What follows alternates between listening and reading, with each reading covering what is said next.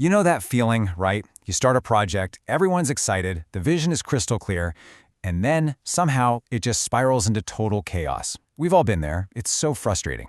Well, today, we're going to break down exactly how to take that amazing vision and turn it into disciplined, controlled execution. Let's dive in. Okay, so let's just ask the big question right up front. Why? Why do so many projects that start with the best intentions just go completely off the rails? You know the story. Deadlines get missed, budgets get blown, and suddenly nobody's happy. What's really going on here? What's the root cause?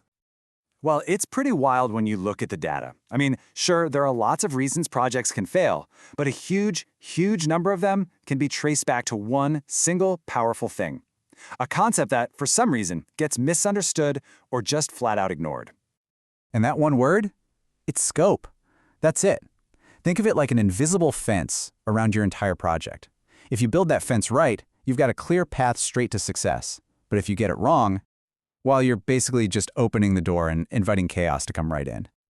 So, let's start by looking at the problem head on. Because let's be real, a poorly defined scope isn't just some minor issue. It is, without a doubt, the #1 project killer. When those boundaries are fuzzy, failure isn't just a possibility, it's pretty much a guarantee. And this right here, this is the chain reaction.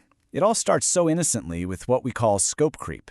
You know, those little, hey, can you just add this one tiny thing requests? But then, boom, that leads to budget overruns. And boom, timeline delays.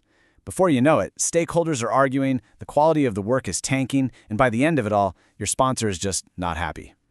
It's a perfect domino effect, and it all starts from that one initial mistake.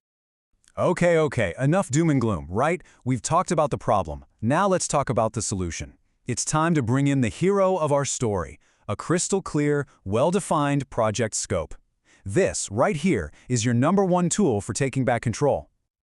So what are we actually talking about here? Project scope is basically the total sum of everything. It's all the work, all the deliverables, all the features, and just as importantly, all the boundaries. It defines exactly what a project is going to deliver and what it's not going to deliver. Think of it as the complete 360-degree view of the whole shebang. Now, this is super important, so pay close attention. This is a classic trap that a lot of people fall into. You've got project scope versus product scope. So project scope is the how, all the work you need to do. Product scope is the what, the features of the final thing you're building. And here's the kicker. You could nail the how, execute your project perfectly, hit every single milestone. But if your what is wrong, all you've done is efficiently build the wrong thing. To really succeed, you have got to master both. Okay, so how do we actually capture all of this? How do we make it official so everyone's on the same page? Well, we use a document that's basically the architect's blueprint for the whole project. It's called the scope statement. And a scope statement isn't just some random memo, okay? This is the formal, approved document that spells everything out. I like to think of it as the project's constitution. Once it's signed off on, that's it. It becomes the official baseline. Everything from that point forward, all the work, all the proposed changes, gets measured against this one document. So, what's actually inside this blueprint? You've got these key components. We're going to break down the most important ones right now, because this is where all that theory turns into practice. This is literally how you build that fence we were talking about. All right, let's look at how these pieces build our blueprint. We're going to start with what I think is the most powerful part of this whole document, the art of saying no. And you do that by being absolutely, brutally explicit about what's in the project, and even more importantly, what's out. Check this out. It's a perfect example. Say you're implementing a new HR system. It's pretty easy to list what's in scope, right? Payroll, employee portal, sure. But the real magic, the real power, is in that out-of-scope column. By explicitly stating that this project will not include a recruitment system or it will not cover long-term maintenance, you shut down dangerous assumptions before they even start. Seriously, that out-of-scope list is your single best defense against scope creep. Okay, next up, deliverables. These can't be vague goals like improve efficiency. No, deliverables are the actual, tangible things your project will produce, things you can measure and verify. A finished report, a piece of software that works, a training manual that's complete. You got to be able to, hold it in your hand, either literally or figuratively. So, how do you know when something is actually done? Really done. That's where acceptance criteria come in. This is how you define what done looks like. For example, is the system done when it runs for 24 hours with no bugs? Or is it done when 95% of your users can do a certain task in less than a minute? See, this is what's so important. It makes success objective. It's not just someone's opinion anymore.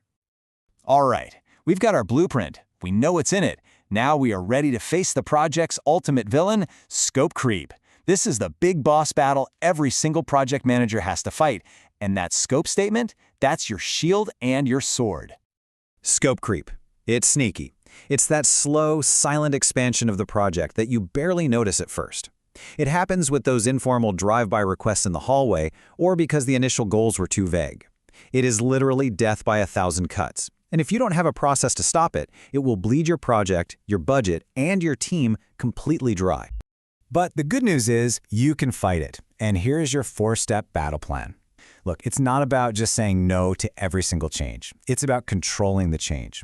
Every request, no matter how small it seems, has to go through this formal process. Step 1, a formal written request. No more hallway conversations. Step 2, you assess the impact on time, cost, everything. Step 3, it has to be formally approved. And step 4, and this is the one people forget, you officially update the baseline scope statement.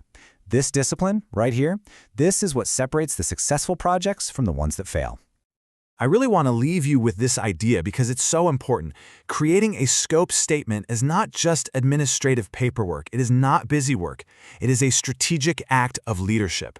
It's how you protect your team. It's how you protect your budget and your timeline. It is, fundamentally, how you take a great vision and turn it into a controlled, successful reality. So I'll leave you with a question to take back to your own work. Think about the project you're on right now.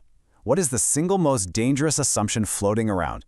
What's that one thing that everyone just assumes is part of the project, but nobody has ever actually written down? Find that, because that's your biggest risk. And now, you know exactly how to go fix it.